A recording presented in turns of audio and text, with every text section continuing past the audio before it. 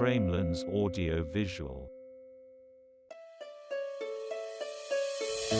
Pahlawan Perjuangan Integrasi Negara. Indonesia adalah negara yang terdiri dari 17.500 pulau, lebih dari 300 kelompok etnis, 1.340 suku bangsa, serta 737 bahasa.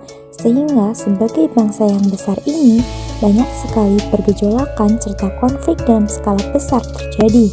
Namun tentu saja para tokoh pahlawan kita terdahulu tidak membiarkan pergejolakan serta konflik itu terjadi begitu saja. Ada banyak pahlawan yang berjuang demi menjaga persatuan dan mempertahankan integritas bangsa kita tercinta ini.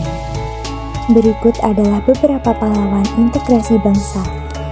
1. Frankai Sepo 1921 sampai 1979.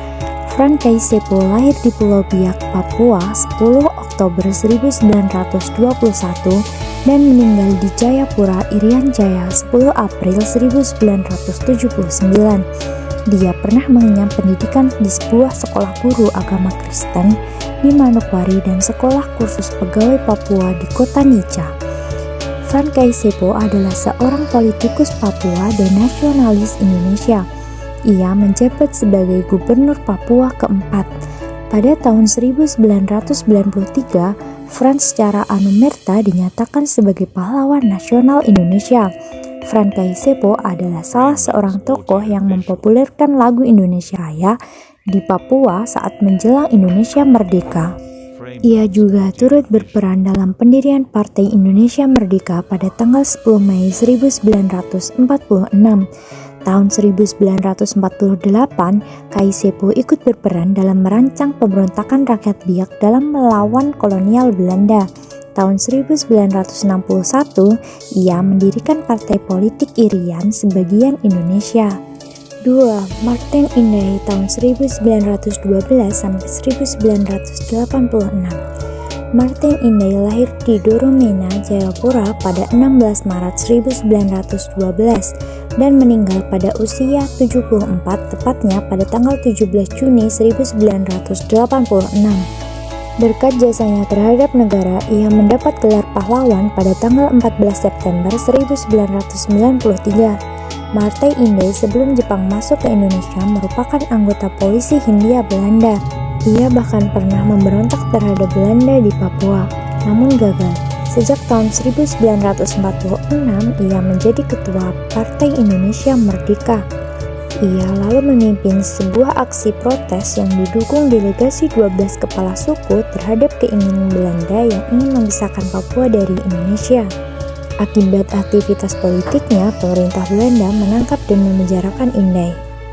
Tahun 1962, Inday keluar dari penjara, kemudian menyusun kekuatan gerilya untuk menunggu tentara Indonesia yang akan diterjunkan ke Papua.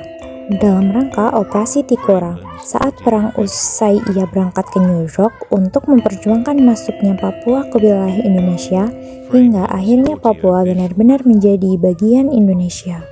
3. Sultan Syarif Qasim II 1893 sampai 1968.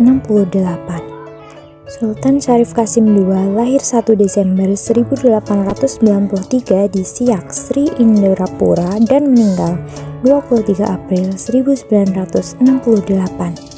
Ia adalah Sultan ke-12. Ia merupakan seorang pendukung perjuangan kemerdekaan Indonesia. Tidak lama setelah proklamasi, dia menyumbang harta kekayaan sejumlah 13 juta ribu gulden untuk pemerintah Republik Indonesia. Sultan Syarif Qasim membentuk Komite Nasional di Siak. Ia juga mengadakan rapat umum serta mengibarkan bendera merah putih dan mengajak raja-raja di Sumatera Timur agar ikut memihak Republik.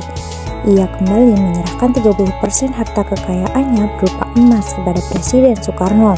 Ketika Van Mock, Gubernur Jenderal de facto Hindia Belanda, mengatakan sebagai Sultan Boneka, ia tetap memilih bergabung dengan pemerintah Republik Indonesia. Atas jasanya, ia dianugerahi pahlawan nasional oleh pemerintah negara Indonesia. 4. Opu Daeng Risaju. Opu Daeng Risaju lahir di Palopo tahun 1880. Pada tahun 1927, Opu memulai karir organisasi politik. Opu Daeng Resaju merupakan seorang tokoh pejuang perempuan yang menjadi pelopor gerakan Partai Serikat Islam yang menentang kolonialisme Belanda. Opu mendapatkan berbagai ancaman dari berbagai pihak Belanda untuk Opu agar menghentikan kegiatan PSII dan ia akhirnya dipenjara selama 14 tahun pada 1934. Opu kembali aktif pada masa revolusi karena keberaniannya melawan Nica. Ia menjadi buronan nomor 1 selama Nica di Sulawesi Selatan. Akhirnya ia pun tertangkap. Karena penyiksaan Belanda, ia menjadi tuli dan dijadikan tahanan luar. Hingga akhirnya Opu wafat pada 10 Februari 1964. 5. Ismail Marzuki tahun 1914 sampai 1958. Ismail Marzuki lahir di Jakarta yang berasal dari keluarga seniman. Tahun 1936, Ismail Marzuki masuk perkumpulan musik Cliff Java. Pada saat inilah ia menciptakan lagu-lagu sendiri. Ketika RRI dikuasai Belanda pada tahun 1947, Ismail Marzuki yang sebelumnya aktif pada orkes radio memutuskan keluar karena tidak mau bekerja dengan Belanda. Lagu-lagu Ismail Marzuki diantaranya Rayuan Pulau Kelapa, Halo Halo Bandung, Selendang Sutra, dan diciptakan pada saat revolusi kemerdekaan untuk membangkitkan semangat juang. Meskipun memiliki fisik yang tidak terlalu sehat, ia tetap semangat untuk terus berjuang melalui seni. Hal ini menunjukkan betapa rasa cinta pada tanah air begitu tertanam kuat dalam dirinya. Itu adalah beberapa tokoh dari banyaknya pahlawan yang berjuang mempertahankan kemerdekaan Indonesia dan integrasi bangsa kita, bangsa Indonesia. Mengetahui bagaimana perjuangan mereka, kita sebagai generasi muda sudah seharusnya melanjutkan dan terus menjaga integrasi bangsa kita.